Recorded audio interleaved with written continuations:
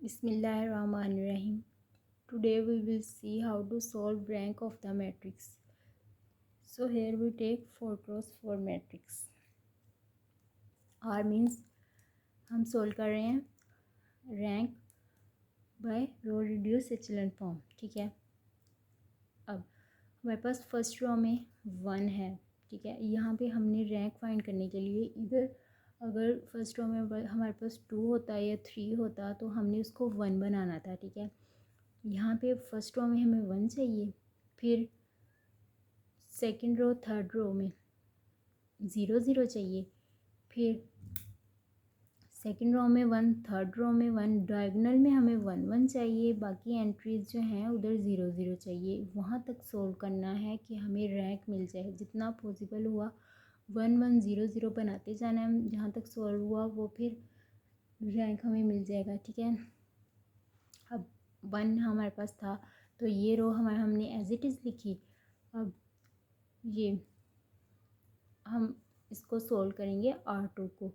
सो R2 minus ऐसा करेंगे R2 को सोल्व के हमें ज़ीरो मिल जाए.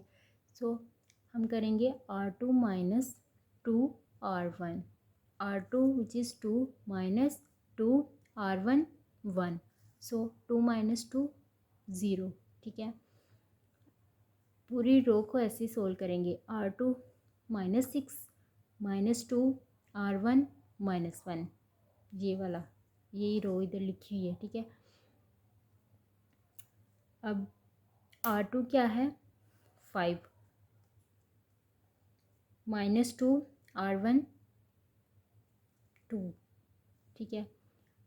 R2 क्या है 1 माइनस 2 R1 विच इज़ 1. सो इसको सोल्व करेंगे तो हमारे पास ये रो बन जाएगी. ठीक है. अब सेम हमने R3 रो को भी सोल्व करना है इधर ज़ीरो बनाने के लिए. ठीक है. ये यहाँ हमें ज़ीरो मिल गया. अब ये ज़ीरो हम कैसे बनाएंगे. R3 क्या है हमारे पास 3. सो R3 माइनस 3 हमने यहाँ पे R1 ही लिया है. ठीक है. यहाँ पे हम R2 भी ले सकते हैं. हमने वो रो लेनी है कि हमें ज़ीरो मिल जाए. ऐसे प्लस माइनस मल्टीप्लाई या करेंगे हमें ज़ीरो मिल जाए. ठीक है. अब हम R1 ही क्यों ले रहे हैं. ठीक है. क्यों ले रहे हैं क्योंकि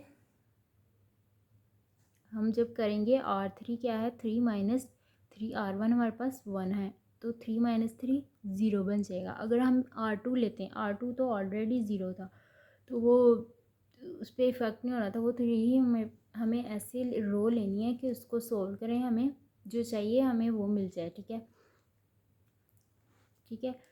इधर हम R3 भी ले सकते थे लेकिन हमने R1 लिया है. ठीक है. क्यों क्योंकि ये R1 से सोल्व हो रही है.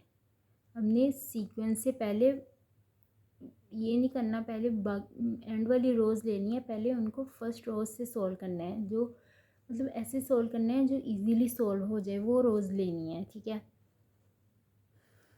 इसलिए हम R1 यहाँ पे ले रहे हैं. ठीक है. अब ये मैट्रिक्स हमें मिल गया. अब हमने नेक्स्ट जब रोज़ को करना है तो हमने इस मैट्रिक्स की रोज़ लेनी है. ठीक है. ये जो हमारा ये मैट्रिक्स है ना इसको नहीं लेना. हमने ये वाली मैट्रिक्स को सोल्व करना है नेक्स्ट. ठीक है. अब हमने यहाँ पे हमारे पास है -4. हमने इसको 1 बनाना है तो 1 कैसे बनाएंगे. ये कौन सी रो है R2 रो. R2 रो को हम सोल्व करेंगे ऐसे कि हमें 1 मिल जाए. तो हम क्या करेंगे R2 को -1/4 से मल्टीप्लाई कर देंगे. ठीक है. तो यहाँ पे हमारे पास -4 है तो मल्टीप्लाई -1/4 करेंगे तो 1 आ जाएगा. ठीक है. यहाँ पे 1 बन गया. तो इनको भी सोल्व करें तो हमारे पास -1/4 और 1/4 आ जाएगा. ठीक है.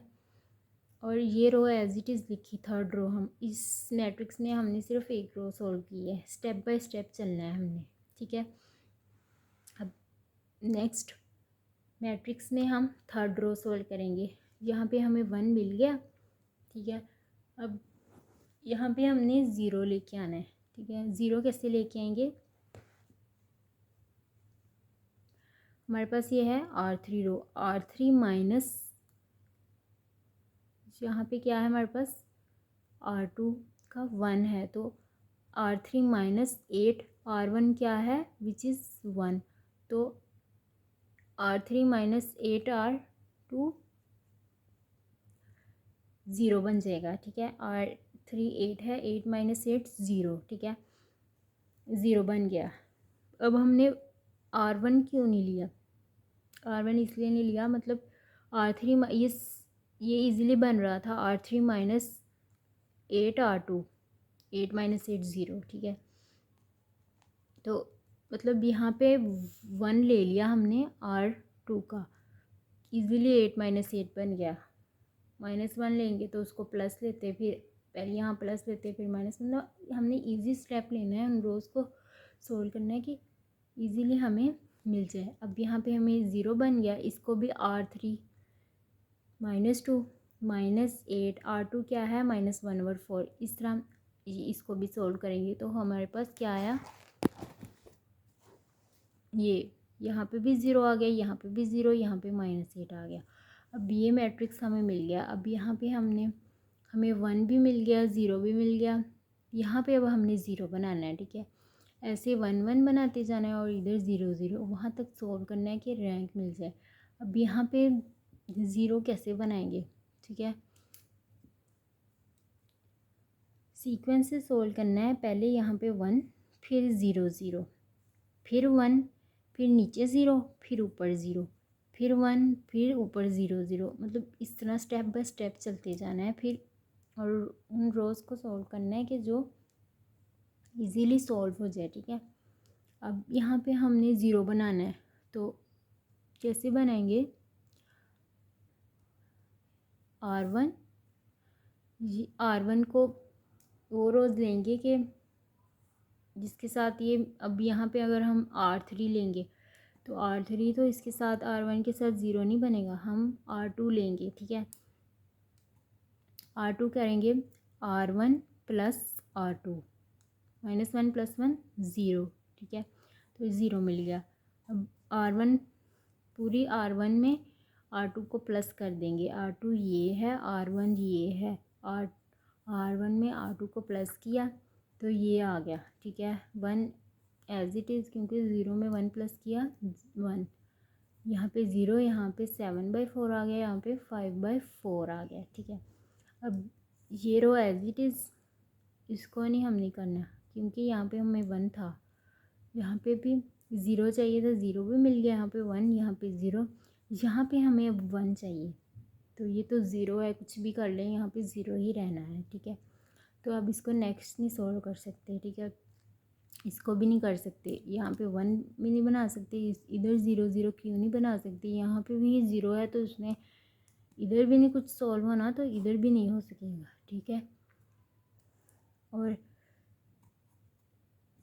यहाँ तक फिर मैट्रिक्स ये वाला इधर तक ही सॉल्व हो गया। ठीक है, क्योंकि अगर ये वाला कॉलम ही नहीं सॉल्व हो रहा तो अगला कैसे होगा।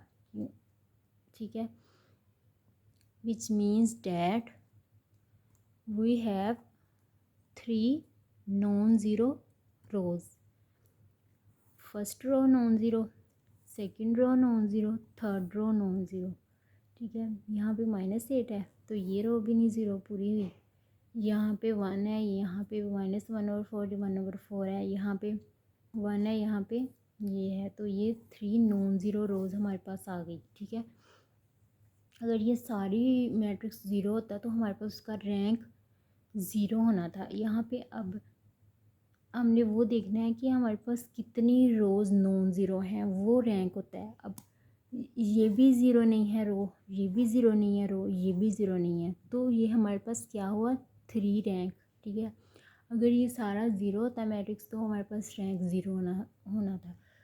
तो जितनी नॉन ज़ीरो रोज़ हों उतना रैंक होता है। अंडरस्टैंड। अगर कोई भी कन्फ्यूजन हो रैंक फाइंड करने में तो आप कमेंट में पूछ सकते हैं। अंडरस्टैंड। अल्लाह हाफिज़।